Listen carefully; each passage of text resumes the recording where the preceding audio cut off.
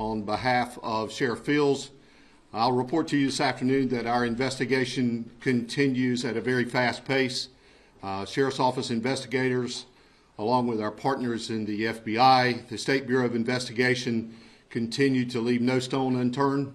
We're looking at every angle. Our tip line has been very, very active in the last 24 hours. And I'll remind citizens that they continue to call in at 910-947-4444. That is a recorded line that they can leave an anonymous tip.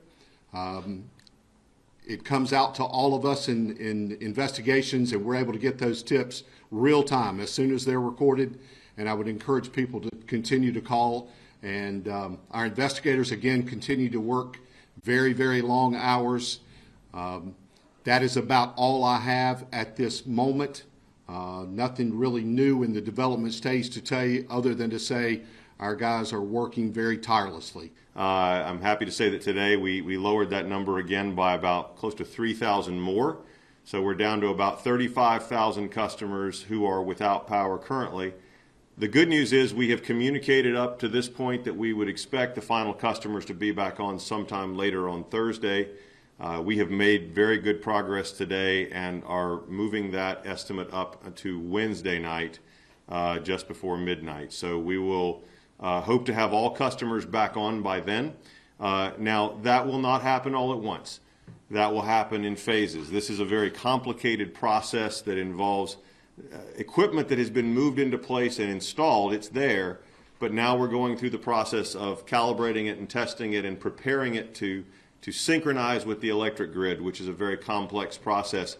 And so tomorrow, when we begin to begin restorations tomorrow evening, if all goes well, that will be a very manual process as well. So you will see waves of customers coming on, a few thousand at a time, so that we can safely restore power to the grid as we work to get everyone back on. But the crews are working hard. They're working 24-hour shifts.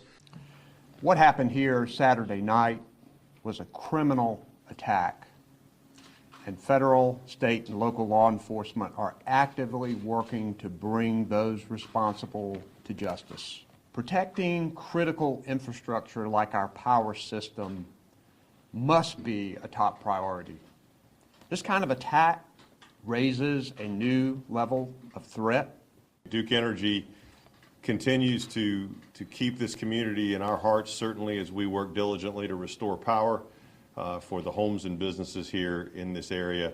We recognize how challenging these conditions are, and we recognize that as the days progress, those challenges become more acute. So we take our jobs very seriously and are very committed to serving you in this time.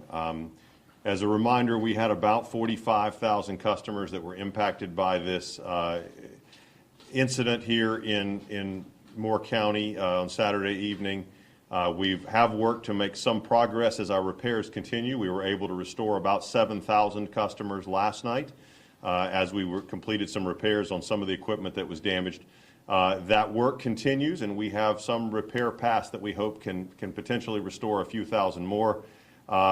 But as we said yesterday, we continue to maintain that for the majority, this outage will continue until we get those repairs completed. And so we will gradually see more recovery, but we could still see this extend Wednesday into Thursday, somewhere in that time frame. So just keeping those expectations, transparent.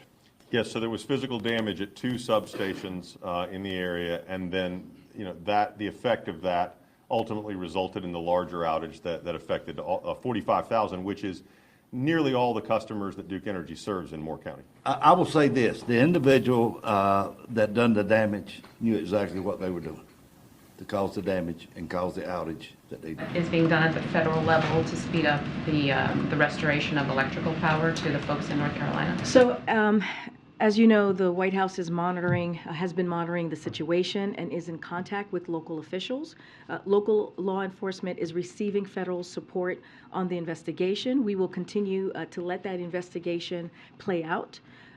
President Biden has made, as you all know, critical infrastructure secure and resilience to all hazards, both natural and man-made, a priority since the first day of his administration. While we still have a long way to go through initiatives like the bipartisan infrastructure bill and also the Inflation Reduction Act. The Biden-Harris administration is already following through on its promise to deliver those results to protect against the limit of the impacts of incidents like this. Understood. We have been in touch with local officials, and we're going to provide any assistance needed to help them on the ground.